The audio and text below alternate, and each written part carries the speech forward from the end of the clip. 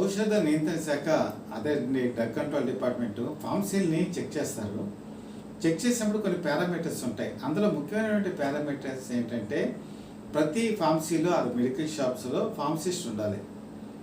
Pharmacist ఉండాలి అంటే ఈరోజు ప్రతి ఫార్మసీ కనుక ఓపెన్ చేసినప్పుడు మార్నింగ్ 6 o'clock ఓపెన్ చేస్తారు, నైట్ 10 o'clock వరకు ఫార్మసీని ఉంచుతారు, కొంతమంది 11 గంటల వరకు కూడా ఉంచుతారు. అంటే దాదాపు 16 గంటలు లంచ్ టైం కనుక తీసేస్తే 16 గంటల పాటు కెమిస్ట్ నిర్విరామంగా పనిచేయవలసిన పరిస్థితి ఉంటుంది. అలాగే కెమిస్ట్తో పాటు ఈ ప్రిస్క్రిప్షన్ ప్రకారం మెడిసిన్స్ ఇవ్వాలంటే రూలింగ్ ప్రకారం ఫార్మసిస్ట్ ఉండాలి. ఫార్మసిస్ట్ 8 hours పనిచేస్తాడు. 8 hours ఈరోజు మార్కెట్లో ఒక ఫార్మసిస్ట్కి పే చేయవలసింది 10 నుంచి 15,000. అంటే ఇద్దరు ఫార్మసిస్ట్ని పెట్టుకోవాలి అంటే 30,000 వరకు ఖర్చు అవుతుంది. మరి 10,000 రూపు ఉన్నటువంటి కౌంటర్స్ ఆంధ్రప్రదేశ్ రాష్ట్రంలో 30,000కి 80% ఉన్నాయి. మిగతా 20% పెద్ద పెద్ద ఫార్మసీలు, చైన్ ఫార్మసీలు, కార్పొరేట్ ఫార్మసీస్ ఇవన్నీ ఉన్నాయి. హాస్పిటల్కి సంబంధించిన అటాచ్డ్ కౌంటర్స్ ఉన్నాయి. వాళ్ళకి ఇబ్బంది లేదు, వాళ్ళు పెట్టుకుంటారు. మరి 80% వాళ్ళు ఇంత వ్యయం భరించి పెట్టుకోవాలంటే సాధ్యమైన పని కాదు.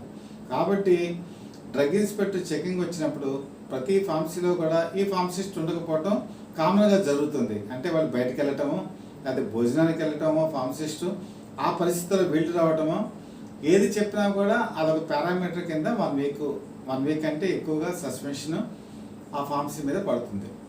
పడినప్పుడు ఆ ఫార్మసీ ఎట్టి పరిస్థితుల్లోనూ ఓపెన్ చేయకూడదు, వ్యాపారాలు చేయకూడదు.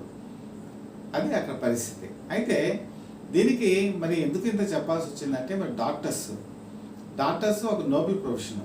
డాక్టర్స్కి కూడా కొన్ని రూల్స్ ఉన్నాయి. ఇండియన్ మెడికల్ కౌన్సిల్ రూలింగ్ ప్రకారం, సుప్రీంకోర్టు డైరెక్టివ్స్ ప్రకారం ప్రతి డాక్టర్ కూడా పేషెంట్కి ప్రిస్క్రిప్షన్ ఇచ్చినప్పుడు వాళ్ళు ఏంటంటే బ్రాండ్ నేమ్ సజెస్ట్ చేయొచ్చు, కానీ మెడిసిన్స్ని జెనరిక్ నేమ్తో రాయాలి, విడివిడిగా క్యాపిటల్ లెటర్స్తో రాయాలి, గొలుసు కట్టు రాతతో రాయకూడదు. అలాగే కోడ్ లాంగ్వేజ్ ఉపయోగించకూడదు. కోడ్ లాంగ్వేజ్ ఎందుకు ఉపయోగించకూడదు అంటే ప్రతి డాక్టర్ ఉండే చోట దాదాపుగా 80 to 90% అటాచ్డ్ కౌంటర్స్ ఉంటాయి. అటాచ్డ్ కౌంటర్స్లో ఈ గొలుసు కట్టు రాత కానీ లేకపోతే కోడ్ లాంగ్వేజ్ కానీ వాళ్ళకి మాత్రమే తెలుస్తుంది. పేషెంట్ మిగతా చోటుకి వెళ్ళినప్పుడు తెలియదు. అలాగే వాళ్ళు జెనరిక్ నేమ్తో రాయకుండా బ్రాండ్ నేమ్ కనుక రాస్తే పిసిడి కంపెనీ ఉండొచ్చు, లేదా ఒక బ్రాండ్ ఉండొచ్చు, అక్కడ అదే దొరకచ్చు, మిగతా చోట దొరకపోవచ్చు. కాబట్టి రూలింగ్ ప్రకారం ఖచ్చితంగా రాయాల్సిందే. అయితే ఒకవేళ కనుక రాయనట్టయితే పేషెంట్ ఏం చేయాలి? మరి ఎవరికి కంప్లైంట్ ఇవ్వాలి?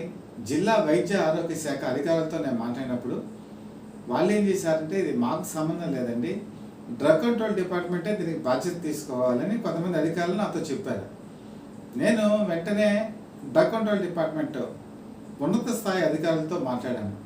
వాళ్ళు ఏమన్నారంటే మాకు ప్రిస్క్రిప్షన్ ప్రకారం మెడిసిన్స్ ఇస్తున్నారా లేదా అని మేము చూస్తామే కానీ అందులో వాళ్ళు బ్రాండ్ నేమ్ రాశారా లేదా జెనరిక్ నేమ్తో రాశారా, ఆ రూలింగ్ ప్రకారం రాశారా లేదా అన్నది మాకు సంబంధం లేదని వాళ్ళు అన్నారు. అంటే 2 డిపార్ట్మెంట్ చేతులు దులుపుకున్నారు. మరి ఈ 2 చేతులు దులిపేసుకున్న తర్వాత మరి ఇదే జరిగితే మరి అక్కడ పేషెంట్ ఎవరికి కంప్లైంట్ ఇవ్వాలి? రూల్ అందరికీ ఒకటే కదా. ఇక్కడ ఒక నియమ నిబంధనలు పాటించినటువంటి కెమిస్ట్ మీద ఖచ్చితంగా వెయిట్ వేస్తున్నారు. మరి అదే వెయిట్ ఒక డాక్టర్ మీద కూడా ఉండాలి కదా. మరి ఎందుకని అమలు జరగట్లేదంటే దానికి ప్రధానమైన కారణం సొసైటీలో డాక్టర్స్ ప్రొఫెషన్ చాలా బలమైంది.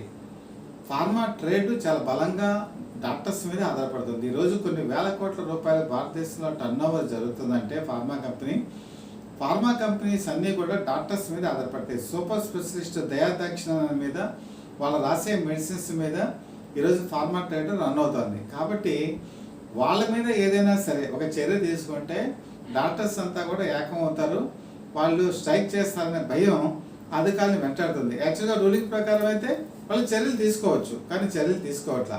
కెమిస్ట్ ఏంటి? కెమిస్ట్ బలహీనటువంటి వ్యక్తి కాబట్టి వాళ్ళు తప్పు చేస్తే శిక్షించాలి, తప్పదు. కానీ ఎట్ ద సేమ్ టైం అందరికీ సమానమైన న్యాయం ఉండాలి కదా. మరి ఎందుకు ఉండట్లేదు అని ఆత్మపరిశీలన చేసుకోవాల్సిన అవసరం అధికారులకు ఉందా లేదా అనేది వాళ్ళే చూసుకోవాలి. అలాగే ప్రభుత్వం కూడా దీని మీద దృష్టి సారించి చర్యలు తీసుకోవాలి. ఇప్పుడు జూన్ 4 తర్వాత ఆంధ్రప్రదేశ్లో ఎలక్షన్స్ రిజల్ట్ వచ్చేస్తుంది.